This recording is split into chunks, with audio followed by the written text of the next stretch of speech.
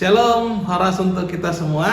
Mari sebelum kita melangkah di hari ini, mari kita berdoa. Damai sejahtera Allah yang melampaui segala akal itulah yang memelihara hati dan pikiran saudara-saudara sekalian dalam Kristus Yesus Tuhan kita. Amin.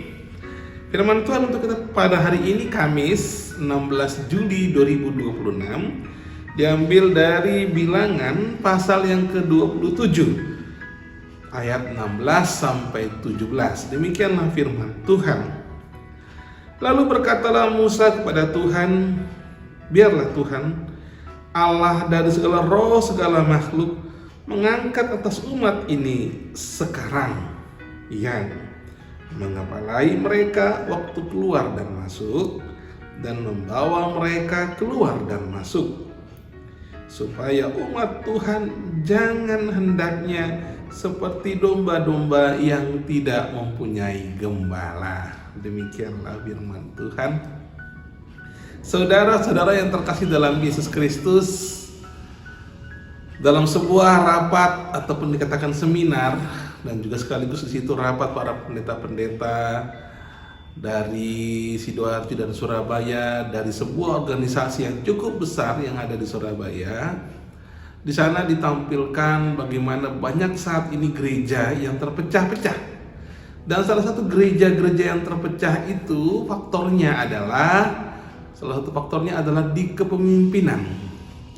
Karena tidak mau berganti, karena sudah prodeisasi, banyak yang kemudian akhirnya memisahkan dari gereja itu dan membuat gereja baru.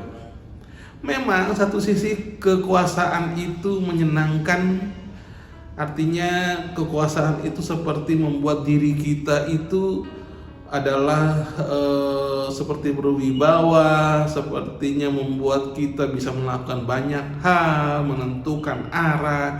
Tapi satu sisi juga kekuasaan sesungguhnya juga adalah sebuah beban, tanggung jawab, bagaimana mempertanggungjawabkan segala apapun yang kita lakukan untuk yang kita kepalai.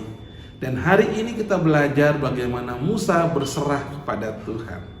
Hari ini kita lihat dalam Nats bagaimana sebelumnya Tuhan mengatakan kepada Musa bahwa Musa tidak akan masuk ke tanah perjanjian. Musa tidak diperbolehkan karena dia tidak taat ketika di satu ketika Musa membawa bangsa Israel keluar dari tanah Mesir. Waktu itu ada di padang gurun Zin di mata air Beriba. Musa tidak mengindahkan perintah Tuhan dan akhirnya hukumannya Musa tidak diperbolehkan masuk ke tanah perjanjian. Namun apa yang dilakukan oleh Musa tidak mengutamakan dirinya sendiri. Dia tidak memohon supaya dia diperbolehkan masuk ke sana. Tapi apa? Musa meminta pemimpin yang baru atas Israel. Artinya Musa berserah kepada Tuhan.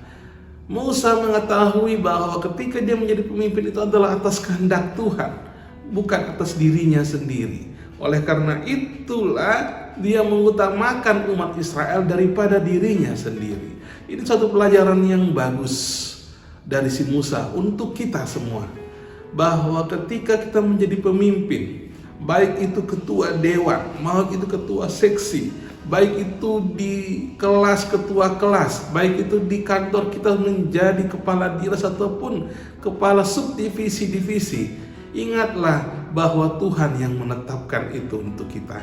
Oleh karena itu jangan utamakan diri kita, tapi utamakan apa yang kita pimpin.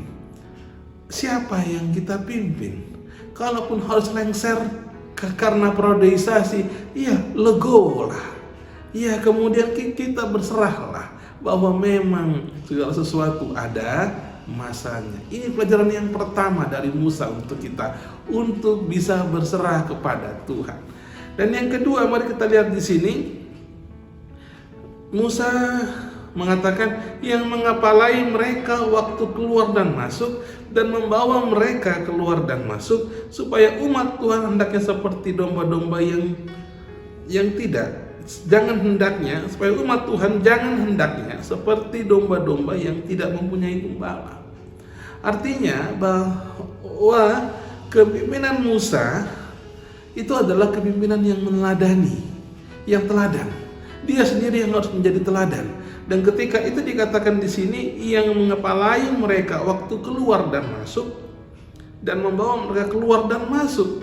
Jadi mengepalai dan membawa, artinya bahwa seorang pemimpin harus memberi teladan dahulu. Dia dulu yang di depan. Kalau dikatakan mengepalai, dia di depan. Artinya sama seperti gembala pada umumnya, ketika dia mengembalai domba-domba, dia di depan untuk melihat adakah musuh yang bisa memangsa dombanya. Dan ketika ada musuh yang memangsa dombanya, maka dia yang pertama sekali yang harus mengatasinya. Oleh karena itulah kita bisa melihat bagaimana Musa menjadikan dirinya teladan. Dan inilah pelajaran bagi kita saat ini. Maukah kita menjadi teladan di tengah-tengah kantor, di tengah-tengah segala kampus kita, di tengah sekolah kita? Maukah kita juga dalam memimpin itu kita bisa menjadi teladan, bahkan mengorbankan diri kita sama seperti Musa? Dan inilah saat ini bagaimana kita bisa memberikan yang terbaik. Oleh karena itulah saudara-saudara yang terkasih dalam Yesus Kristus, kalau kemudian penggenapan doa Musa ini adalah Yesus Kristus yang adalah gembala yang baik, dia bahkan memberikan nyawanya untuk kita semua, maka saat ini bagi kita dalam Nats hari ini, bagaimana kita juga belajar menjadi gembala. Kita juga belajar bagaimana berserah kepada Tuhan. Jangan utamakan diri kita. Mari kita lihat orang-orang yang ada di sekitar kita. Mari berserah kepada Tuhan dalam hidup ini. Bahasa bagaimana doa Musa saat ini, dia tidak mengutamakan dirinya, tapi mengutamakan umat Allah.